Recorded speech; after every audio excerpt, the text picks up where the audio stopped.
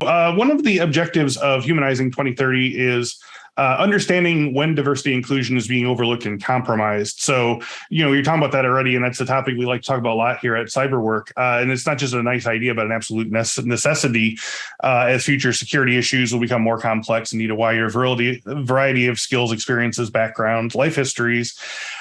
So, we talked about the importance of this already. Can you talk about some of the specific strategies that you have in mind to make diversity and inclusion less of a thing, that you listen to about on a yearly video for a half hour and get your certificate and forget about, and more of an organizing principle for your company? I like that question, Chris. In my view, I think I would like to be very honest when it comes to this topic, Chris, and why the listeners. It starts from home, it starts from the family, and then from there, you can actually really gradually build the DEI in a work environment. Yeah. And then you can also expand that, in a market, with stakeholders that you're dealing with your peers, with, stakeholders or partners that you are dealing with. And this is actually where, it needs to be started or kicked off. But in reality, what we're seeing in the market doesn't matter whether it's in Europe, US, the UK, or even in Asia. This is more like, we need to do this like a box ticking exercise rather than having that very strong tone from the leadership and cascade it, to the wider employees and members of staff, even to vendors when it comes to DEI conversation or DEI agenda. So there's actually one angle that we need to think about, to be better. And then the second is in relation to how the DEI should be balanced with the mission and vision of growth of the company. And at the same time, from the data risk perspective, it should not actually be biased in a certain specific data set, and it should be quite inclusive in the sense that have we taken into consideration, right, the data set outside the US or the data set outside Europe or even data set in Asia or even in the Middle East, assuming that you're dealing with global stakeholders, having global employees in terms of, the DNI. So I think that kind of teams, need to be actually really, I would say established as fundamental.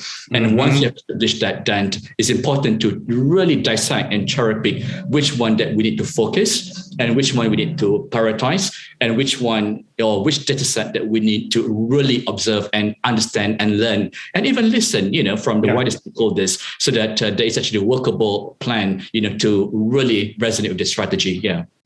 Okay, so to take that to the organizational level, Norris, for organizations that want to create a more diverse and inclusive workspace and for our purpose, a security team, but claim that, quote, we just don't get diverse candidates applying, what are your ideas and strategies to make sure that your hiring team is looking in all the right places and not, say, using, for example, AI resume software to intentionally or unintentionally filter out candidates who don't adhere to certain narrow sets of requirements?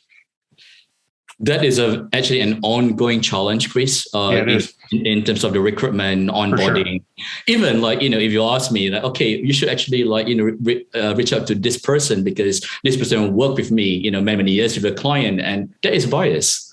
And I have actually experienced that many, many times, but I actually paused for a while and said, no, I should not do this.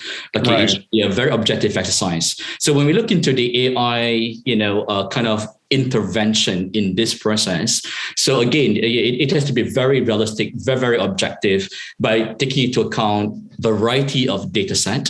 And I think a number of global organizations have started to really, kick off, a blind CV review by not putting names, encourage candidates not to put the surname, first name and second name, or not to put the postcode, because when you put the postcode of a particular location, and prospective employer will say, oh, you actually originated or come from quite a low income background. That actually will towards that kind of bias even at the screening stage. Yes. And then we also, try to look into an area where, CVs, doesn't mean that you graduated from Harvard or Yale or Ivy League or Oxbridge or even, the top 100 universities. You will be admitted as like the favorite, kind of applicants.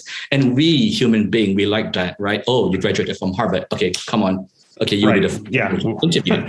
We got a Harvard person on our team. That kind of process. We just want to see, how exactly your soft skill or your emotional quotients, emotional intelligence, can really value, the current, organization to be part, of the growth.